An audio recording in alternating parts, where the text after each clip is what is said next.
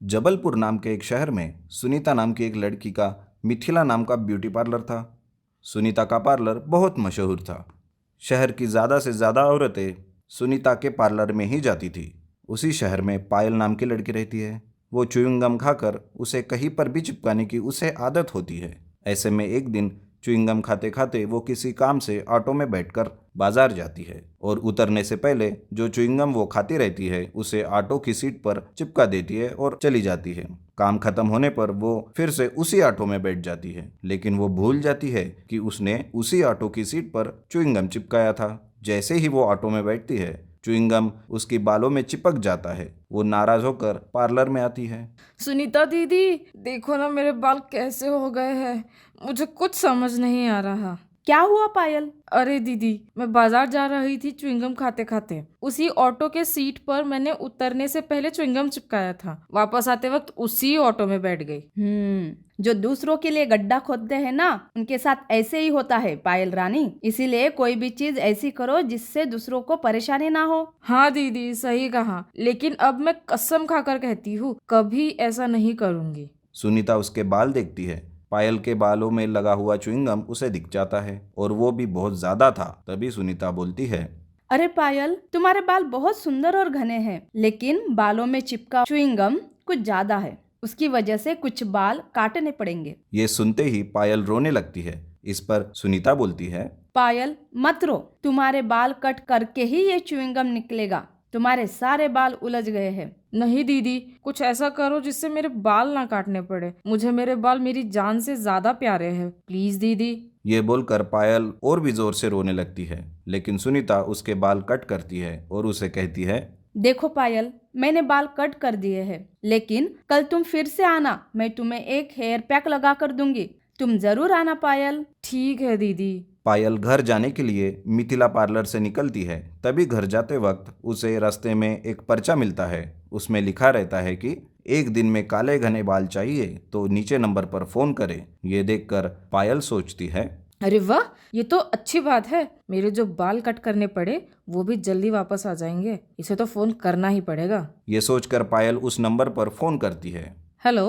Hello. हाँ जी बोलिए, take care of hair company से बात कर रहे हैं? जी, मुझे बाल काले और घने करने की दवा चाहिए थी। हाँ जी बिल्कुल, बस आप अपना एड्रेस दीजिए, मेरा आदमी दवा लेके आ जाएगा और आप उसे 2,000 रुपये दे दीजिए। इससे मेरे बाल अच्छे तो हो जाएंगे ना?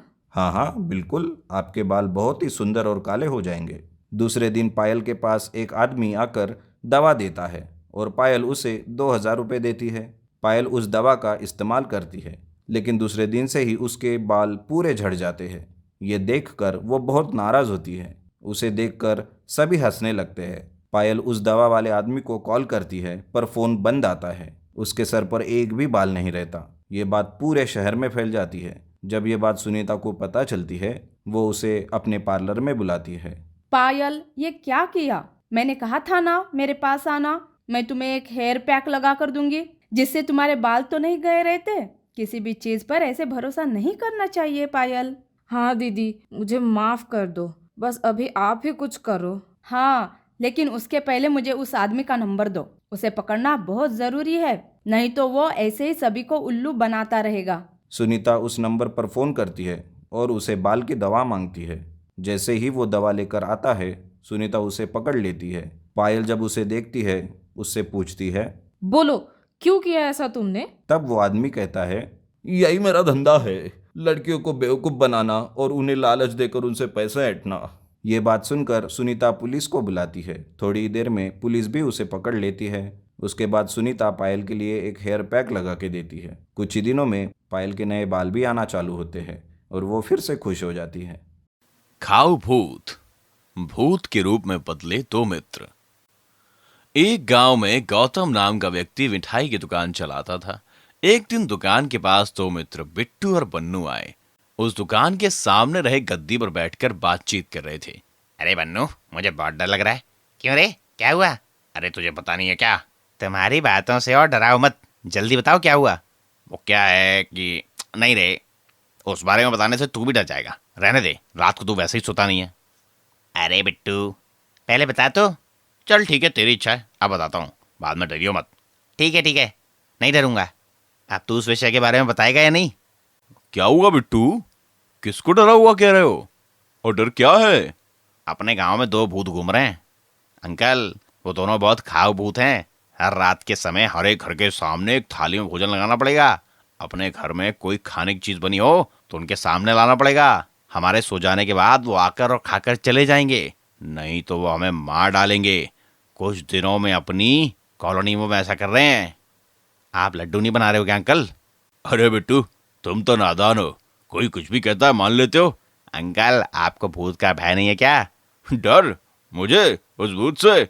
उसकी नजर मुझ पर पड़े ना तो पेड़ पर बांध कर पीटूंगा। पता नहीं अंकल, आपकी मर्जी। अरे बिट्टू, तुम अंकल को मत डराओ। अरे बन्नू, मुझे कोई डर नहीं है, वो भूत मेरा कुछ नहीं कर सकता। ठीक है, अब ये बताओ क्या चाहिए तुम्हें? ठीक है, हमें कुछ नहीं चाहिए, लेकिन अंकल वो 2 भूत रात में प्लेट भर अगर आपने उनको लड्डू नहीं लगाया तो वो आपका भी काम तमाम कर देंगे। वे मेरा कुछ नहीं कर सकते, निकलो यहाँ से। बाद में बिट्टू और बन्नू वहां से घर लौट जाते हैं। रात हो जाती है। गौतम दुकान बंद करके अपने पलंग पर सो जाने के लिए जाता है। आधी रात तक तो वो भूतों के बारे में ही सोच रहा था और सो नहीं रहा था। वे 2 भूतों के बारे में कभी सुना नहीं था। फिर बिट्टू और बन्नू ऐसा क्यों कह रहे थे? फिर भी मुझे कुछ नहीं कर सकते वो। इतने में दुकान के पास उसे आवाज सुनाई देती है। गौतम धीरे से उठकर झांक कर देखता है। वहां 2 भूत बातें कर रहे थे। इस गांव में सब लोग बहुत भोजन लगा रहे हैं, लेकिन इस सेठ ने तो हमें कुछ भी नहीं दिया। इसका काम तमाम करते हैं, आज के लिए छोड़ देते हैं। कल हमें थाली भरकर अगर लड्डू नहीं लगाई तो तैयार किए हुए लड्डू के साथ दूसरी मिठाई भी खा लेंगे, तब उसको अकल आएगी। ऐसा ही करेंगे, तभी गौतम को समझ आएगा। चलो दूसरे घर चलते हैं। दोनों भूत वहां से चले जाते हैं। उनकी बातें सुनकर गौतम को डर लगता है और वो कांप जाता है। बाप रे, इतने बड़े भूत! बिट्टू बन्नू सच्ची बोले थे। इन भूतों से पंगा मोल लेना अच्छी बात नहीं है। एक काम करूंगा, मेरा तो पूरा व्यापार ही बिगड़ जाएगा। नहीं तो कल से थाली भर के लड्डू लगाऊंगा। अगले दिन रात को एक थाली भर के लड्डू रखता है। बाप रे, वे 2 भूत आए, जल्दी से खाकर चले जाएं। ओ गौतम, एक बार इधर आओ, तुम्हारी तारीफ करेंगे। नहीं, मैं नहीं आऊंगा, आप खाओ और जाओ। ठीक है, रोज ऐसे ही लड्डू रखो। लड्डू बहुत स्वादिष्ट हैं। कल और थोड़े ज्यादा लड्डू लगाना। ठीक है, वैसे ही करूंगा। जाते हैं। कुछ दिन बीत गए। एक दिन बिट्टू और बन्नू दुकान पर आते हैं। अरे बिट्टू और बन्नू, बहुत दिनों से लड्डू खरीदने के लिए नहीं आ रहे हो। लेकिन बिट्टू, तुमने जो कहा था वो सच है। हर रोज 2 भूत आकर लड्डू खाकर जा रहे हैं। मुझे डर लग रहा है, घर पर मैं अकेला हूं। आज आप लोग मेरे साथ ही रहो ना, आपको भी उन भूतों के बारे में बताऊंगा। बाप रे, हमें तो बहुत डर लगता है, हम तो नहीं रहेंगे। मेरे साथ रहो ना प्लीज, तुम यहाँ से जाना मत। ठीक है, आज की रात आपके साथ ही रहेंगे। आधी रात हो जाती है। अरे बिट्टू, आज वे दोनों भूत क्यों नहीं आ रहे हैं? वो आने के बाद हमें बुलाएंगे, सो जाओ। गौतम सो जाता है। बाद में तुरंत बिट्टू और बन्नू उठ जाते हैं। अरे बन्नू फंस गया रे, अब क्या करेंगे? गौतम सो गया, हम धीरे से चलकर लड्डू खाएंगे, चलो। अरे उन लड्डू को देखने से ही मुंह में पानी आ रहा है। हम हर दिन इसी टाइम आकर लड्डू खा के चले जाते थे। चलो, गौतम के जागने से पहले लड्डू खाएंगे। दोनों मिलकर खाने लगते हैं। उनकी आवाज से गौतम जाग जाता है और देखता है, आहा भूत, वो 2 भूत तुम ही हो क्या?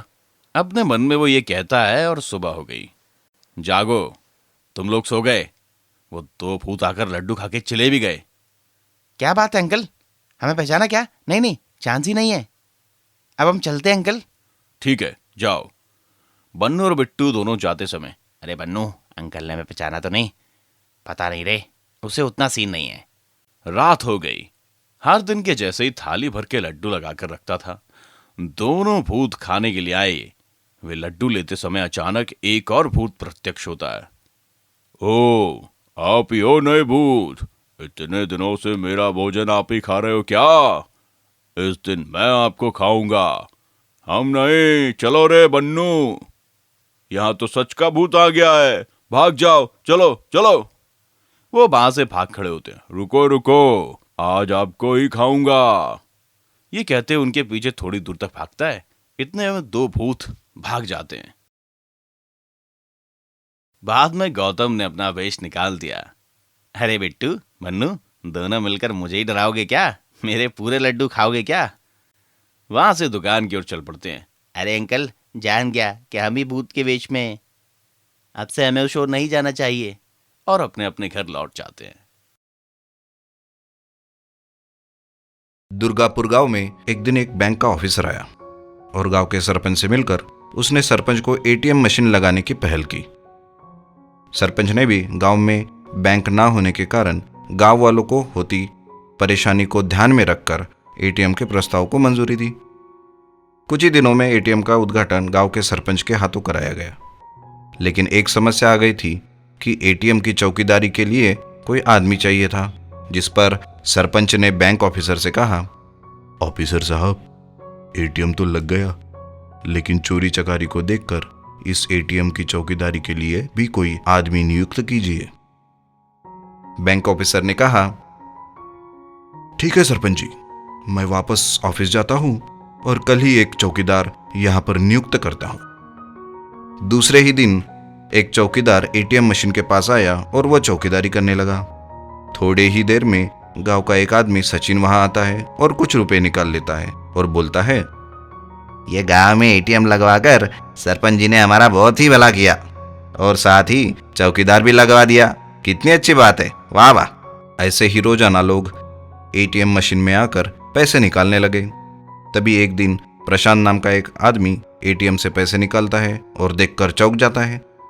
अरे ये क्या हुआ? ये नोट तो नकली है।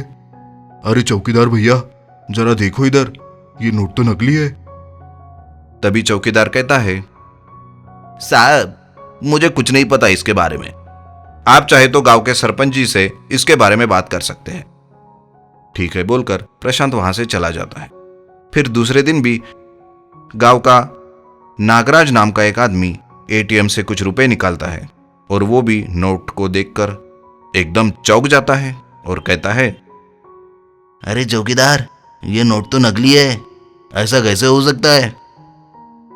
एटीएम से कभी निकाला हुआ नोट नकली हो सकता है क्या?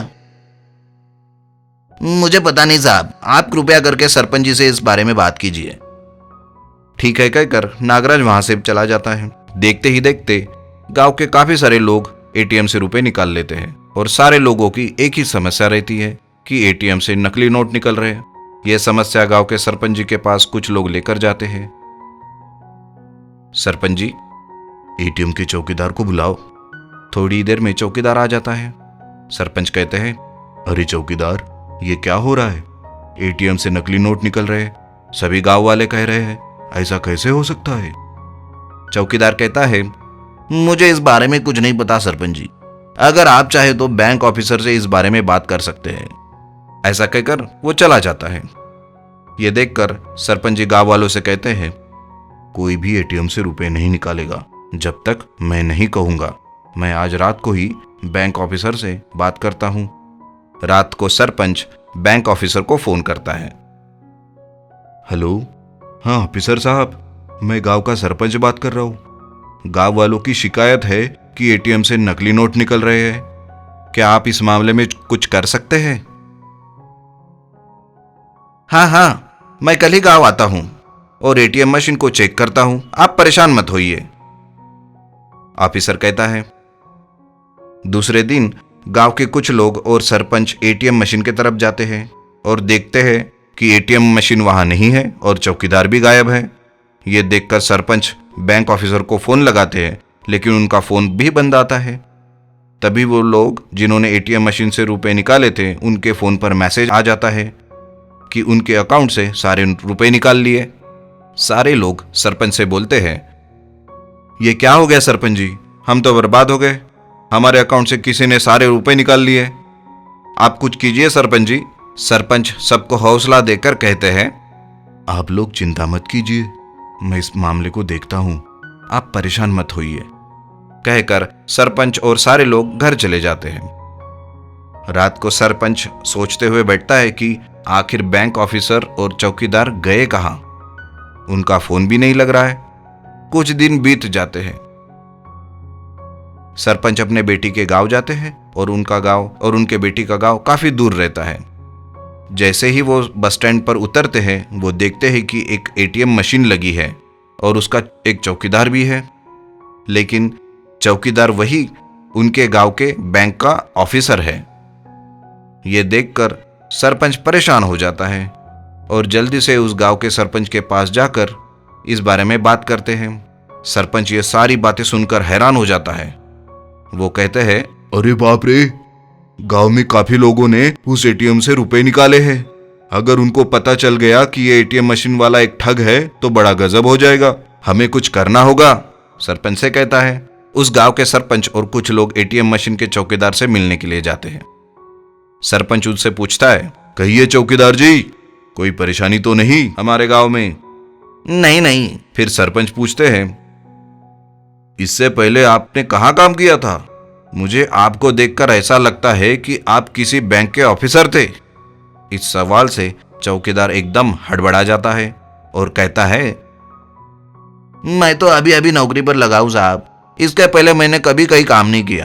तभी गांव के लोग उसे पकड़ लेते हैं। सरपंच पूछते हैं, सरपंच जी बाहर आइए, देखिए बैंक ऑफिसर यही है ना?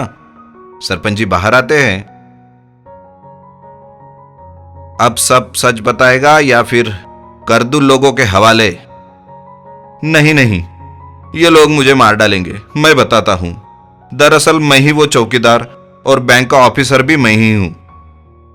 मैं अलग अलग गांव में कभी ऑफिसर तो कभी चौकीदार बनता हूं।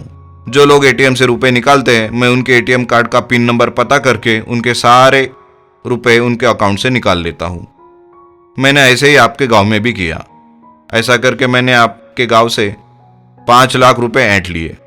मुझे माफ कीजिए, मैं वो सारे रुपए वापस करता हूं, लेकिन मुझे गांव के लोगों के हवाले मत कीजिए, वरना ये लोग मुझे मार डालेंगे। सरपंच जी सारे रुपए उस ठग से ले लेते हैं और उसे पुलिस के हवाले कर देते।